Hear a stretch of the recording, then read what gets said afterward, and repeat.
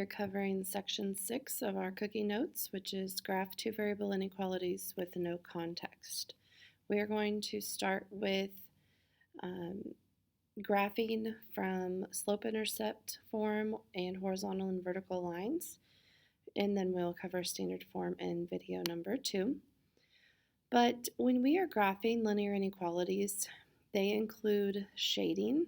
It's not just the line, but the line is creating a boundary. And so we're going to go ahead and graph the same way we did all the way back in Overland Trail, but then we're just going to have a second step of adding shading to the true side. So again, those steps for graphing, we're going to start today with using the y-intercept and slope, or slope-intercept form, and then horizontal and vertical lines. And then video 2, we're going to cover graphing using intercepts when the when the equation is in standard form. In addition to shading, when we draw the line with our ruler, it is either going to be a dashed line or a solid line. This is similar to when we are graphing one variable inequalities on a number line. A open circle was the less than or greater than sign, and then the solid circle was greater than or equal to and less than or equal to. And so it's going to be the same format for dashed and solid lines on the graph.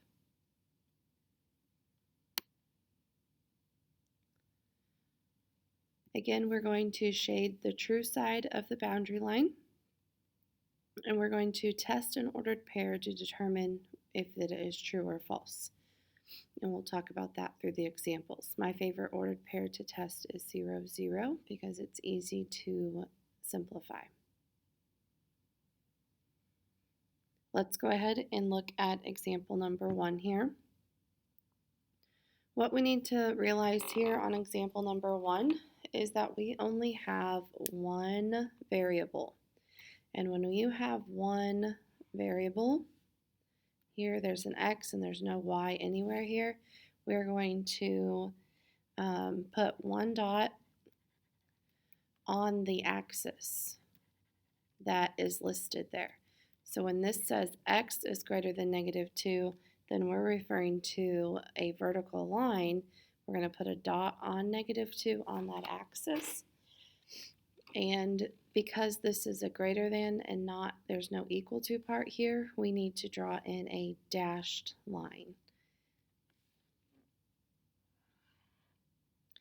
And again, that is a vertical line. You might recall that we had kind of a mnemonic device for one variable, and for vertical it was VUX, V-U-X, where V is for vertical, and if you have an x equals any number, you're going to have a vertical line.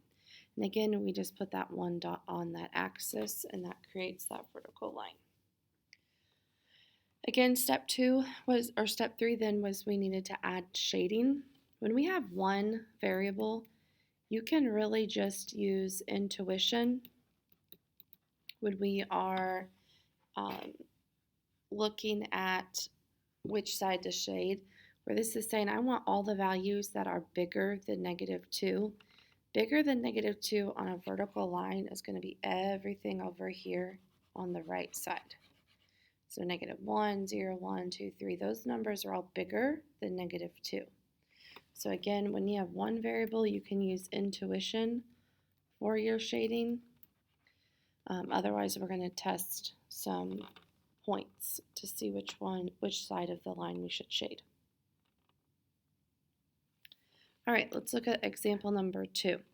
So again, here we go. This is our slope-intercept form because y is over here by itself.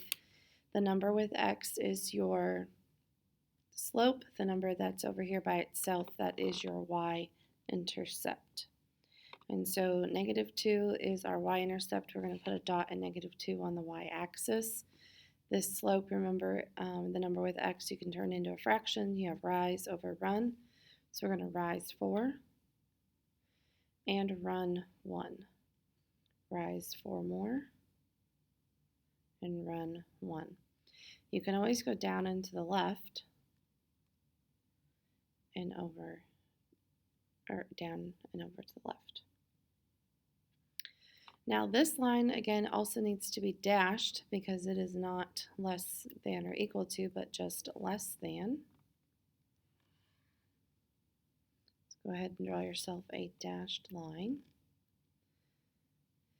And we now need to decide if we want to shade this side or the top side here, the top or the bottom side. And my favorite ordered pair to test is 0, 0. Go ahead and write the word dash over here so you can add that into your notes so you remember that that's a dashed line. And so again, we're going to test the ordered pair 0, 0. And so what that means is this is an x value and y value. We're going to plug it in. So if we plug in 0, 0, we're going to have 0 is less than -2 plus 4 times 0. And again, I like testing 0, 0 because 0 times anything is just 0. So really, we're always just comparing 0 to the y-intercept. Until you ask yourself, is 0 smaller than -2? Is that true or false? 0 is not smaller than -2. That is false. So to give you a visual perspective here, put a dot at 0, 0 and put a big F over there because this is the false side.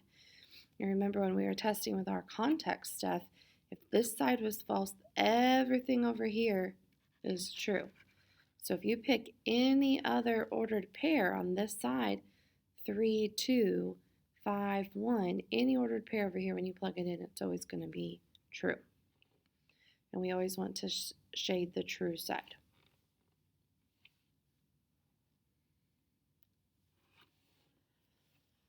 On example number 3, we have y is less, or excuse me, this time it's greater than -3/2 x minus 3. So again, this is in slope-intercept form because y is by itself over here. And so we again have a y-intercept of -3. The number with x is our slope. So we're going to start at -3 on the y-axis. And our slope needs to go up and to the left or down and to the right to get a negative slope. So I'm going to go up 3 over 2 and down 3 over 2. Again, we need to insert a dashed line for this graph now because it is not equal to, creating that boundary. I'm going to go ahead and extend it all the way across the coordinate plane.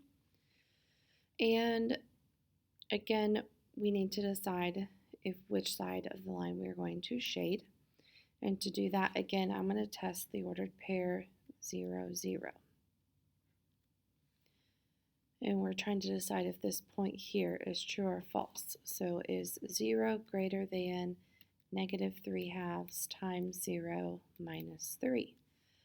And our 3/2 times 0 is just 0. 0 minus 3 is -3. So again, we're comparing 0 to the y-intercept. Is 0 bigger than -3? And this time that is true. 0 is bigger than -3. And so this is now the true side of the line where 0, 0 was right here. And so this is the side you can shade up.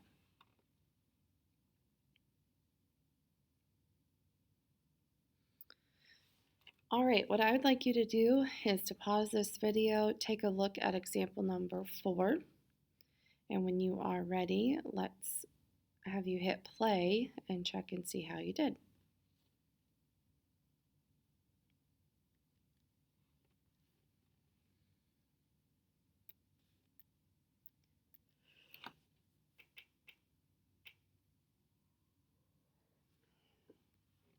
All right, let's look at example number 4. So in this particular example, we have a positive y-intercept of 2, and our slope is 3/5. And so I'm going to go up and to the right and down and to the left. And this time we're going to have a solid line. And our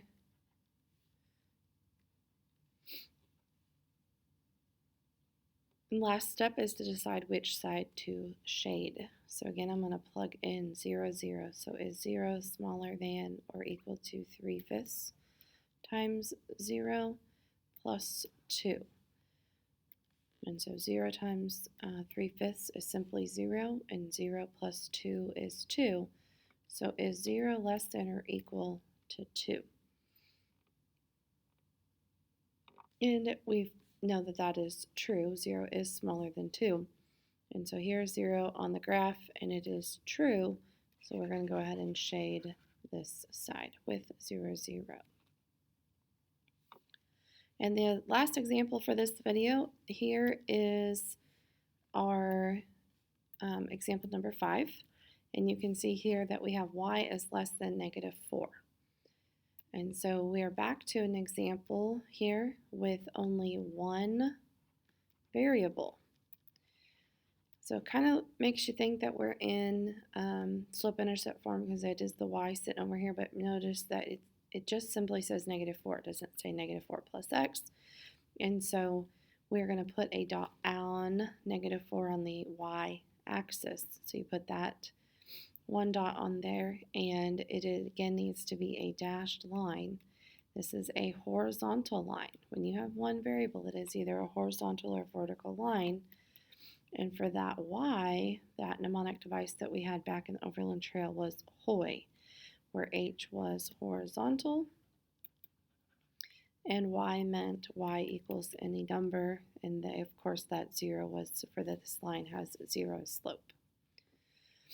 And so the last step here again is to shade. And when you have one variable, you can kind of use your intuition here. So we're trying to shade all of the variables that are smaller than -4. And so on that y-axis, values that are smaller are going to be here that are below. So that concludes our video here for graphing two variable inequalities with in slope-intercept and horizontal and vertical lines. And we'll be back with video part 2.